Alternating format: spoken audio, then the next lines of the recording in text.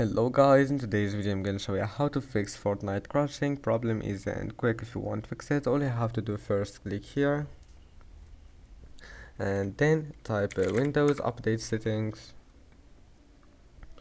and after that click check for updates. Now close it and then click here and type game mode settings.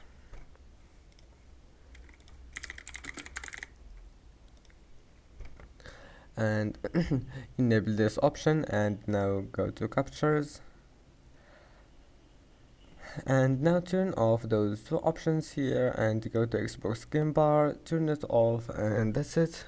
Close this one, and after that restart your PC and you will find that your problem is fixed. Just run Fortnite as administrator, and that's it. Don't forget to like and subscribe, and thank you for watching this video until the end, and see you in the next video.